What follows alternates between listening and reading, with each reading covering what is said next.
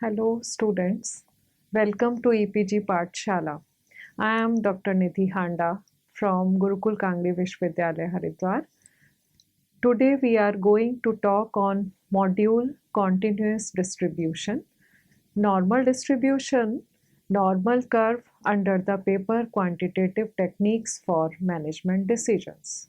After completing this module, you should be able to understand the introduction, continuous probability distribution, then what is normal distribution, normal probability distribution, then tables are also discussed for the normal distribution, and in the end, summary. Continuous probability distribution.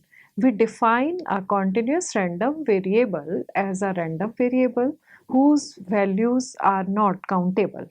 A continuous random variable can assume any value over an interval or intervals.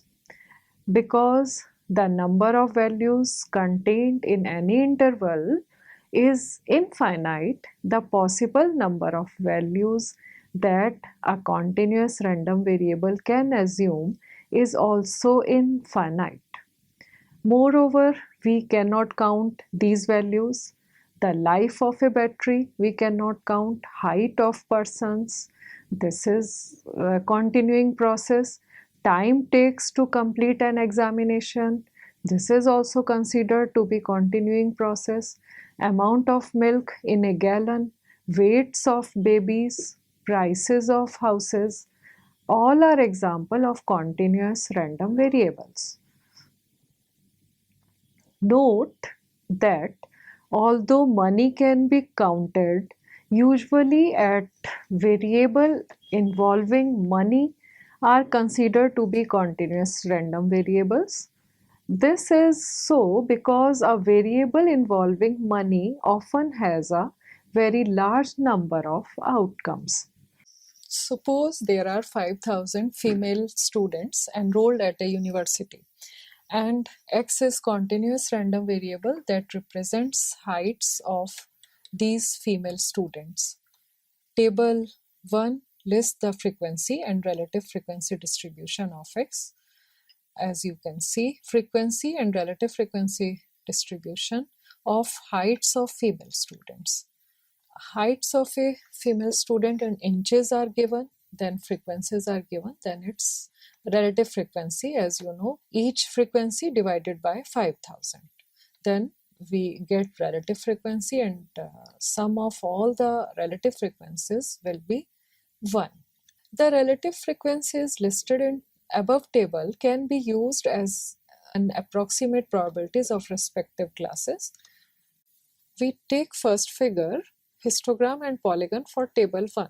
If we see in the table, first entry is 60 to less than 61. These are all heights of a female student in inches. So corresponding to it, the frequency is 90, and less than 60 we will plot in the figure like 60 to 61. In the middle, we make histogram, and then next entry is 61 to 62. So again, mid value of 61 and 62, because the entry according to table 61 to less than 62.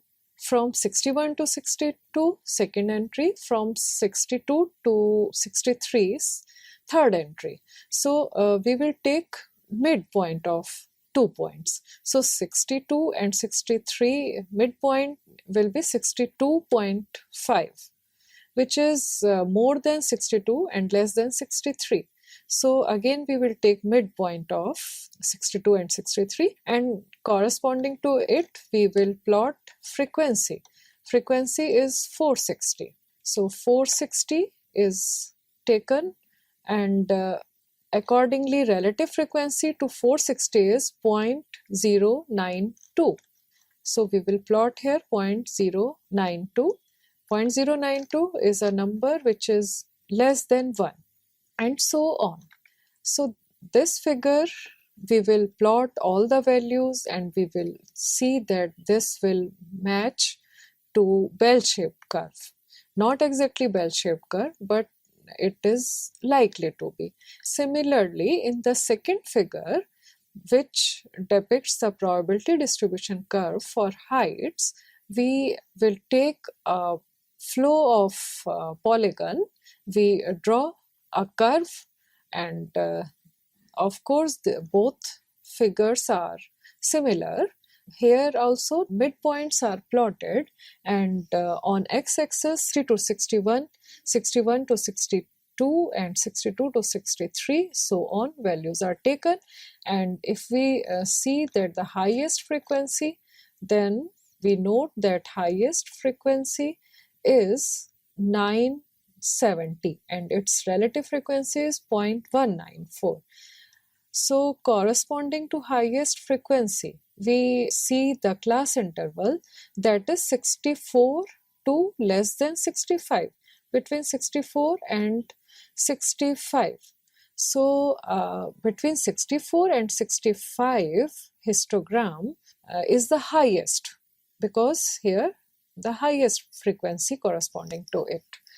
This make unimodal or peak of the curve lie in the interval 64 to 65. Figure 1 displays the histogram and polygon for the relative frequency distribution of table 1. Figure 2 shows the smooth polygon for the data of table 1. The smooth polygon is an approximation of probability distribution curve of the continuous random variable x. Note that each class in table 1 has width equal to 1 inch. If the width of classes is more than 1 unit, we first obtain the relative frequency densities, then graph these relative frequency densities to obtain the distribution curve. You can see carefully the both two figures given. The relative frequency density of a class is obtained by dividing the relative frequency of that class by the class width. The relative frequency densities are calculated to make the sum of the area of all rectangles in the histogram equal to 1. The probability distribution curve of a continuous random variable is also called its probability density function. The probability distribution of a continuous random variable possesses the following two characteristics. The probability that x assumes a value in any interval lies in the range 0 to 1.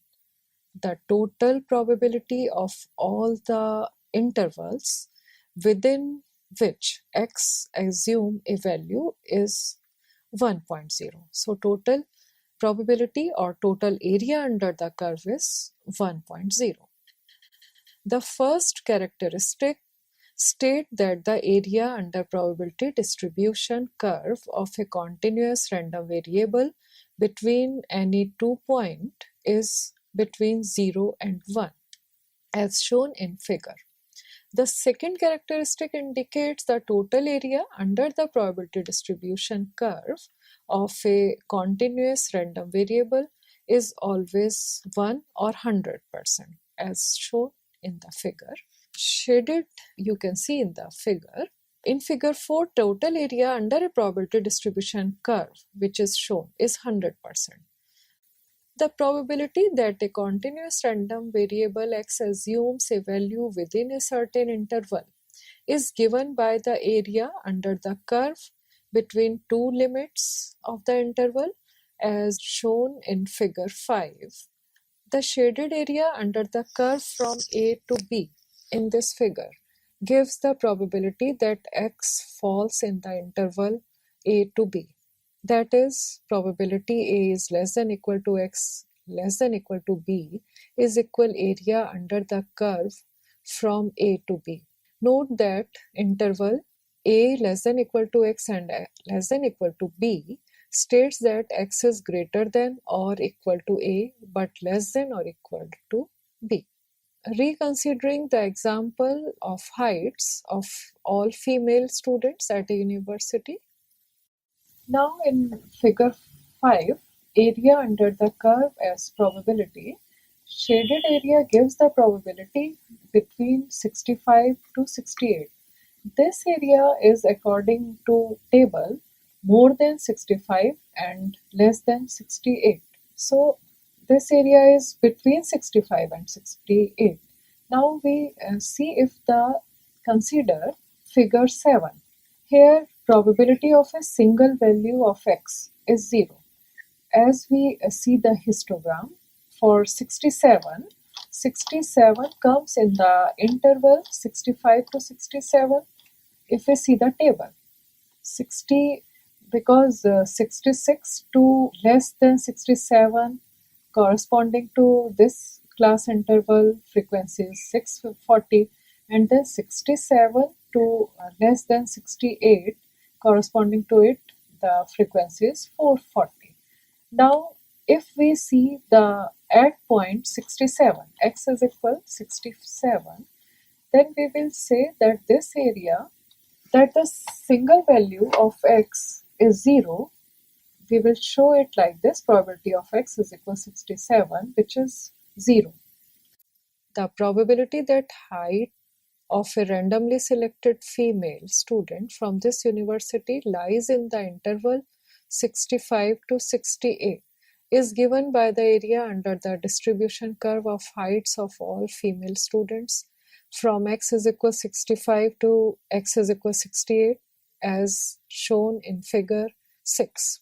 The probability is written as probability P such that 65 is less than equal to x less than equal to 68, which states that x greater than or equal to 65 but less than or equal to 68 for a continuous probability distribution. The probability is always calculated for an interval, remember. For example, in figure 6, the interval representing the shaded area is from 65 to 68. Consequently, the shaded area in that figure gives the probability for that interval. The probability that a continuous random variable x assumes a single value is always 0. This is so because the area of a line which represents a single point is 0. For example, if x is the height of a randomly selected female student from that university, then the probability that this student is exactly 67 inches tall is 0. That is, probability x takes value 67 is equal 0. This you will see in the figure on the x-axis. This probability is shown in figure 7. Similarly, the probability for x to assume any other single value is 0. In general, a and b are two values that x can assume, then probability of a is equal 0 and probability of b is equal 0. From this, we can deduce that for a continuous random variable, probability of a less than x less than b is equal probability of a less than equal to x less than equal to b. In other words, the probability that x assumes a value in the interval a to b is same whether or not the values a and b are included in the interval. For example, on the heights of female students, the probability that a randomly selected female student in between 65 and 68 inches tall is same as the probability that this female is 65 to 68 inches tall. This is shown in the figure. Note that the interval between 65 and 68 represents 65 less than x less than 68, and it does not include 65 and 68. On the other hand, the interval from 65 to 68 represents 65 is less than equal to x and less than equal to 68, and it does include 65 and 68. However, as mentioned previously, in the case of a continuous random variable, both of these intervals contain the same probability or each under the curve. The normal distribution is one of many probability distributions that a continuous random variable can possess. The normal distribution is the most important and most widely used of all the probability distributions. A large number of phenomena in the real world are normally distributed either exactly or approximately. The continuous random variable representing the heights, weights of people, scores on examination, weights of packages, for example, cereal boxes, boxes of cookies, etc., amount of milk in a gallon, life of an item such as a light bulb or a television set, and the time taken to complete a certain job have all been observed to have approximate normal distribution. The normal probability distribution or the normal curve is given by a bell-shaped symmetric curve. Such a curve is shown in figure 9. It has a mean of mu and a standard deviation of sigma. A continuous random variable x that has a normal distribution is called a normal random variable. Note that not all bell-shaped curves represent a normal distribution curve. Only a specific kind of bell-shaped curve represents a normal curve. So normal probability distribution is, if we notice, when plotted, gives a bell-shaped curve such that total area under the curve is 1.0. The curve is symmetric about the mean. The two tails of the curve extend indefinitely. A normal distribution curve possesses the following three characteristics. One is the total area under a normal distribution curve is 1 or 100%. Now, if we consider figure 10, total area under a normal curve, as you see that it is extended indefinitely because the curve does not touch the grounds, that is x-axis, on the left hand side as well as on the right hand side. So this can be extended indefinitely to the left hand side and to the right hand side. Second is a normal distribution curve is symmetric about the mean as shown in the figure 6. Consequently, half of the total area under a normal distribution curve lies on the left side of the mean and half of the total area lies on the right hand side of the mean. 50% of the area, if we see figure 11, normal curve is symmetric about the mean. Mean where mu lies, here this is a separating line coordinating to mu. So towards left hand side 50% of the area and towards right hand side 50% of the area. Again, the curve is not touching the grounds, that is x-axis.